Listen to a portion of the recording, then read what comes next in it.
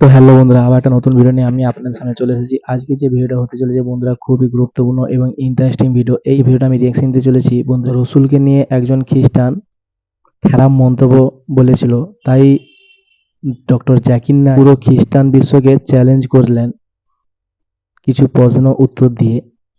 তো সেই ভিডিওটা এই রিঅ্যাকশনের মাধ্যমে দেখবো বন্ধুরা। ভিডিওটা খুবই ভালোই ভিডিওটা খুবই ইন্টারেস্টিং হতে চলেছে বন্ধুরা। তো ভিডিওটা আপনারা দেখতে থাকুন। ডক্টর জাকির নায়েক, আমার নাম জেরি থমাস।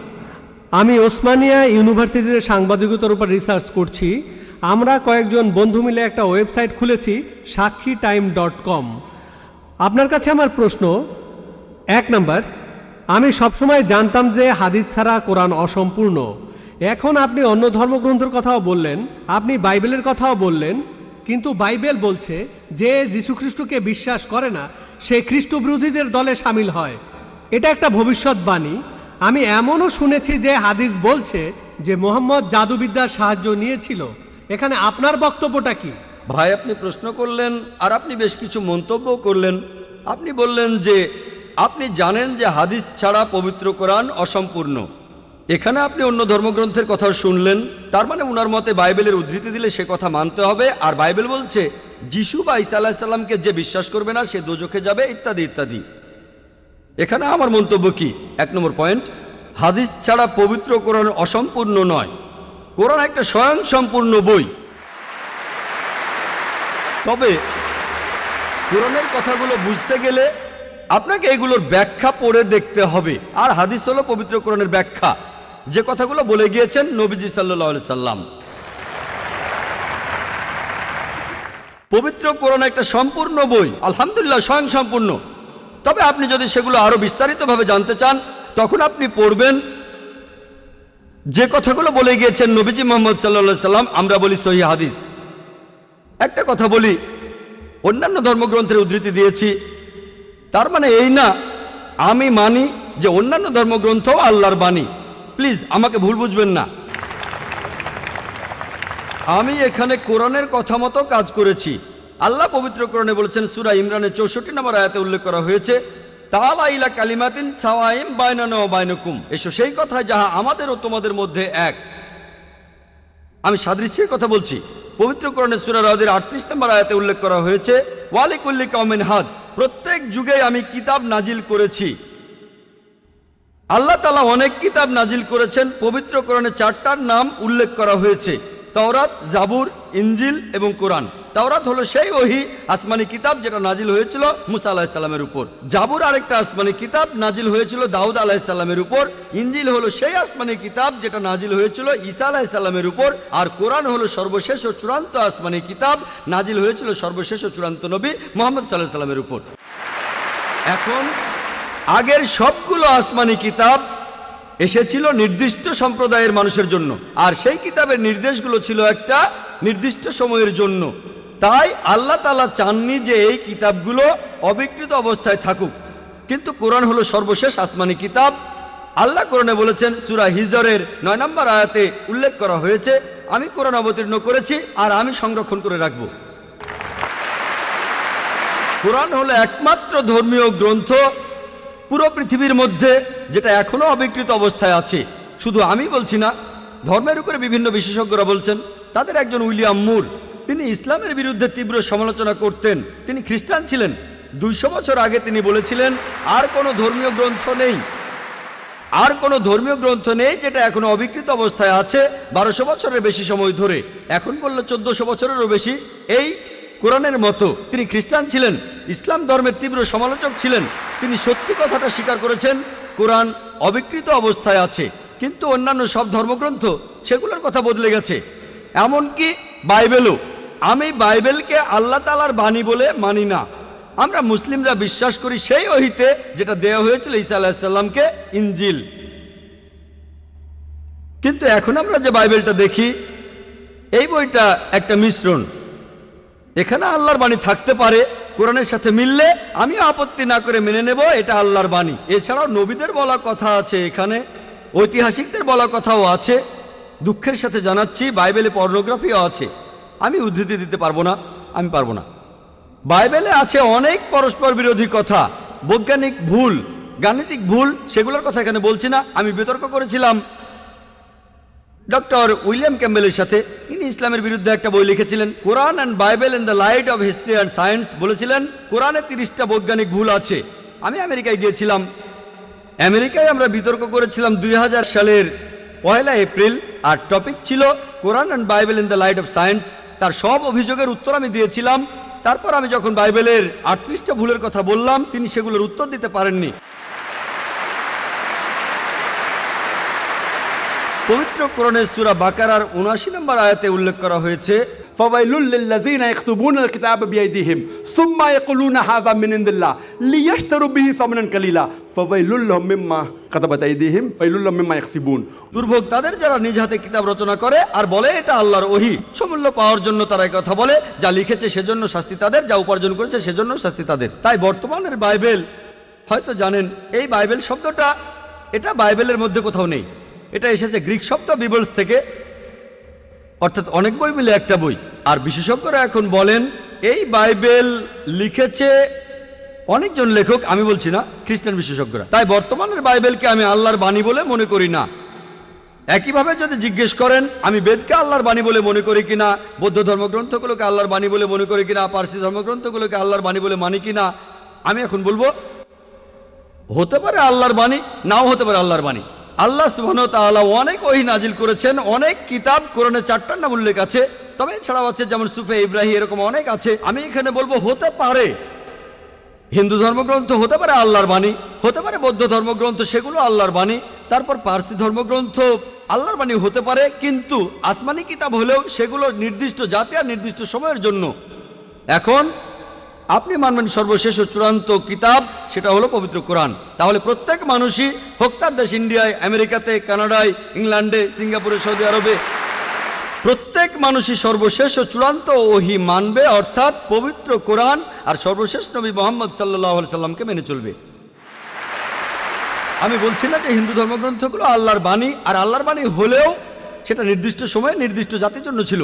হিন্দু বিশেষজ্ঞরাও বলেন তাদের ধর্মগ্রন্থ পরিবর্তন হয়েছে, বৌদ্ধ বিশেষজ্ঞরাও বলেন তাদের ধর্মগ্রন্থ পরিবর্তন করা হয়েছে। প্রত্যেক ধর্মের বিশেষজ্ঞরাই, শুধু ইসলাম বাদে সবাই বলে যে তাদের ধর্মগ্রন্থে পরবর্তীতে কথা বদলানো হয়েছে, পরিবর্তন করা হয়েছে। তবে আমি যদি এখানে তর্কের খাতিরে মেনেও নেই এটা আল্লাহ তাআলার বাণী, যদি এমনটা হয় আর সেই ধর্মের অনুসারীরা তারা মানে এটা আল্লাহ তাআলার বাণী, তাহলে সেই ধর্মগ্রন্থ তাদের অক্ষরে অক্ষরে মানা উচিত। বৌদ্ধরা যদি মানে তাদের ধর্মগ্রন্থ আল্লাহ তাআলার বাণী, হিন্দুরা যদি মানে তাদের ধর্মগ্রন্থ আল্লাহ তাআলার বাণী, খ্রিস্টানরা যদি মানে তাদের ধর্মগ্রন্থ আল্লাহ তাআলার বাণী, তাহলে আপনাদের ধর্মগ্রন্থেই বলা হয়েছে আপনাদের মেনে চলতে হবে সর্বশেষ নবীর কথা, মুহাম্মদ সাল্লাল্লাহু আলাইহি সাল্লামের কথা। আপনি তো মনে করেন এটা আল্লাহ তাআলার বাণী, আমি মনে করি হতেও পারে আবার নাও হতে পারে। আপনি মনে করেন সেটাই আল্লাহ তাআলার বাণী, তাহলে আপনি সেটার কথা মেনে চলেন। সর্বশেষ আর চূড়ান্ত নবীকেও আপনি বিশ্বাস করেন। আমি আগেও বলেছি, পবিত্র বাইবেলে গসপেল অফ জন 16 নম্বর অধ্যায়ের 12 থেকে 14 অনুচ্ছেদে আছে, ঈসা আলাইহিস সালাম বলছেন, আমি তোমাদের অনেক কথা বলতে চাই, কিন্তু তোমরা সেটা এখন বুঝতে পারবে না, কারণ যখন সত্যের আত্মা তোমাদের সামনে আসবে সে তোমাদের সত্যের পথে নিয়ে যাবে। সে তার নিজের কথা বলবে না, যা শুনবে সে কথাগুলোই বলবে। সে তোমাদের ভবিষ্যতের কথা বলবে, আমাকে মহিমান্বিত করবে। এ মানুষটা কে? মুহাম্মদ সাল্লাল্লাহু আলাইহি সাল্লাম। মুহাম্মদ সাল্লাল্লাহু আলাইহি সাল্লাম বাদে আর কোন নবী ঈসা আলাইহিস সালামকে কি মহিমান্বিত করেছেন? ঠিকই বলেছেন আপনি, যে ঈসা আলাইহিস সালামকে অস্বীকার করবে সে নরকে যাবে। আপনি বললেন এই কথা, আমি আপনার সঙ্গে একমত। সেই মুসলিম আসলে মুসলিম না যে ঈসা আলাইহিস সালামকে বিশ্বাস করে না। আমরা এখানে বলি আলাইহিস সালাম, আপনি শুধু বললেন যিশু। আমি পারি না, আমাকে বলতেই হবে আলাইহিস সালাম যদি ইসলামের প্রতিনিধিত্ব করি। যদি আমি এই আলাইহিস সালাম শব্দটা না বলি আমাকে বের করে দেওয়া হবে। অনভিজ্ঞ লোক এটা করতে পারে, আমাকে বলতেই হবে আলাইহিস সালাম। তাহলে সেই মুসলিম আসলে মুসলিম না যে ঈসা আলাইহিস সালামকে বিশ্বাস করে না। আমরা মানি যে ঈসা আলাইহিস সালাম হচ্ছেন আল্লাহ সুবহানাহু ওয়া তাআলার প্রেরিত রাসূল। বিশ্বাস করি তিনি অলৌকিকভাবে জন্মেছিলেন কোনো পুরুষের হস্তক্ষেপ ছাড়াই, যেটা অনেক আধুনিক খ্রিস্টানি বিশ্বাস করে না। আমরা মানি যে তিনি আল্লাহর আদেশে মৃত মানুষকে জীবিত করেছিলেন। আমরা মানি যে তিনি আল্লাহর আদেশে জন্মান্ধ কুষ্ঠরোগীদের সুস্থ করেছিলেন। মুসলিম আর খ্রিস্টানরা এখানে এক। তবে আমি জানি আপনি কি বোঝাচ্ছেন। আপনি যখন বললেন যীশু খ্রিস্টকে বিশ্বাস করা, তার মানে কি বুঝিয়েছেন? যে তিনি ঈশ্বর, তাই না? ওনার মাইক্রোফোনটা অন করেন। যিশুকে বিশ্বাস করা বলতে কি বোঝাচ্ছেন? নবী হিসাবে বিশ্বাস করা? যিশুর এই কথাটা বিশ্বাস করি, আমি সত্য আর জীবনের একমাত্র পথ। এ কথার মানে কি? এর মানে যীশুখ্রিস্ট হলেন ঈশ্বর। ভাই এবারে বাইবেলের উদ্ধৃতি দিলেন। জনে আছে এই কথাটা। আমি আপনাকে রেফারেন্সটা বলছি, রেফারেন্সটা আমি বলছি, সমস্যা নেই। রেফারেন্সটা কি? জনের 14 নম্বর অধ্যায়। আপনিই বললেন। অনুচ্ছেদ? আমাকে বাইবেল দেখে বলতে হবে। জনের 14 অধ্যায়ের 16 অনুচ্ছেদ। ঠিক 16 আছে? নম্বর না, 6 নম্বর অনুচ্ছেদ, 16 নম্বর না। সরি মিস্টার নায়েক, আমাকে বাইবেল শেখানো লাগবে না। আমরা আপনার ভুল ব্যাখ্যাগুলো শুনে আমাদের ওয়েবসাইটে সে তার উত্তর দেব। ভালো কথা। ভাই, আপনি উদ্ধৃতি দিচ্ছেন, আপনার ব্যাগে তো বাইবেল আছে, তাই না? ব্যাগ থেকে বাইবেলটা বের করে দেখেন। এটা গসপেল অফ জনের 14 নম্বর অধ্যায় 6 নম্বর অনুচ্ছেদ, 16 নম্বর না।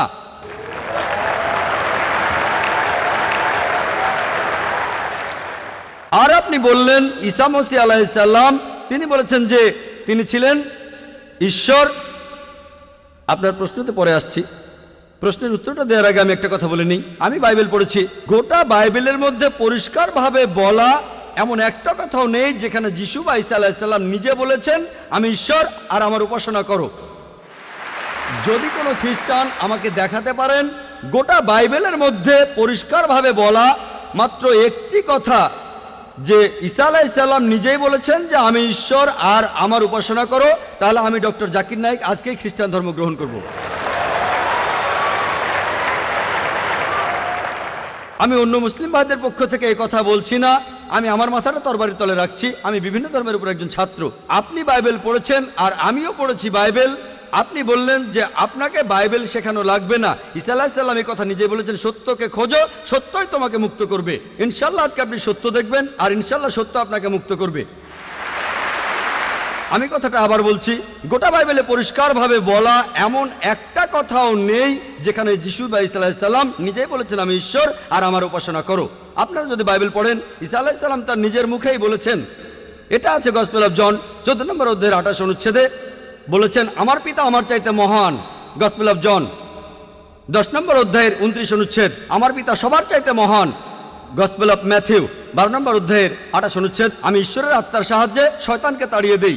গসপেল অফ লুক 11 নম্বর অধ্যায়ের 20 অনুচ্ছেদ, আমি ঈশ্বরের আঙ্গুলের সাহায্যে শয়তানকে তাড়িয়ে দেই। গসপেল অফ জন 5 নম্বর অধ্যায়ের 30 অনুচ্ছেদ, আমি আমার নিজের থেকে কিছুই করতে পারি না, আমি এখানে বিচার করি আর আমার বিচার সঠিক, কারণ আমি আমার ইচ্ছায় কাজ করি না, আমার পিতার ইচ্ছায় কাজ করি। যদি কেউ বলে সে আল্লাহর ইচ্ছা মতো কাজ করে, সে একজন মুসলিম। ঈসা আলাইহিস সালাম একজন মুসলিম, তিনি নিজেকে ঈশ্বর বলেননি। বুক অব অ্যাক্টসে পরিষ্কার বলা আছে 2 নম্বর অধ্যায়ের 22 অনুচ্ছেদ, বলা হয়েছে হে ইসরায়েলের সন্তানেরা, একথা শোনো, নাজারেত শহরের যিশু ঈশ্বর প্রেরিত একজন পুরুষ তোমাদের মাঝে। সে অনেক অলৌকিক কাজ করবে, সেগুলো তাকে ঈশ্বর করাবেন, তোমরা তার সাক্ষী থাকবে।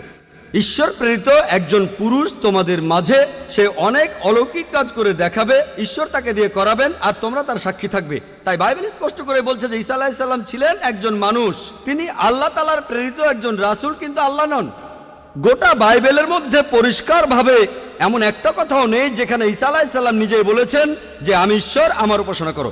আপনি একটা উদ্ধৃতি দিয়ে সেটা প্রমাণ করতে চাইলেন যে গসপেল অফ জন 14 নম্বর অধ্যায়ের 6 অনুচ্ছেদে বলা হয়েছে যিশু বা ঈসা আলাইহিস সালাম নিজেই বলেছেন আমি সত্য আর জীবনের একমাত্র পথ, আমাকে ছাড়া আমার পিতার কাছে কেউ যেতে পারবে না। এখানে প্রসঙ্গ ছাড়া উদ্ধৃতি দিচ্ছেন।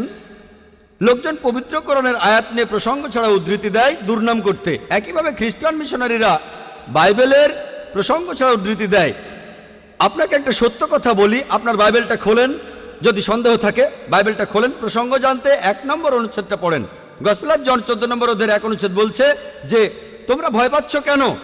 যিশু বা ঈসা আলাইহিস সালাম বলছেন যদি তোমরা ঈশ্বরকে বিশ্বাস করো তাহলে আমাকে বিশ্বাস করো। আমার পিতার রাজ্যে অনেক প্রাসাদ আছে, আমি সেখানে গিয়ে তোমাদের জন্য জায়গা তৈরি করব। আমি যখন যাব আমি তখন বলবো। শিষ্যরা বলল আপনি কোথায় যাবেন? তোমরা জানো না আমি কোথায় যাব? তারা বলল না। তখন শিষ্যরা বলল যে আমাদের পথ দেখান, আপনি যেখানে যাবেন। তখন যিশু বা ঈসা আলাইহিস সালাম বললেন আমি সত্য আর জীবনের একমাত্র পথ। শিষ্যরা তখন বলল ঈসা আলাইহিস সালামকে যে আমাদের সেই পথ দেখান। ঈসা আলাইহিস সালাম তখন বললেন আমি সত্য আর জীবনের একমাত্র পথ, আমাকে ছাড়া আমার পিতার কাছে কেউ যেতে পারবে না। আমরা মানি যে নবীগণ যখন এসেছিলেন প্রত্যেক নবী ছিলেন সত্য আর জীবনের দেখানো পথ। সেই নবীদের ছাড়া কোনো মানুষই আল্লাহর কাছে যেতে পারতো না। আর যীশু খ্রিস্টের সময়ে আমি বাইবেলের কথা মানছি, যীশু বা ঈসা আলাইহিস সালাম তিনিই ছিলেন সত্য আর জীবনের একমাত্র পথ। যীশু খ্রিস্টের শিক্ষা ছাড়া কোনো মানুষই তখন আল্লাহর কাছে যেতে পারতো না।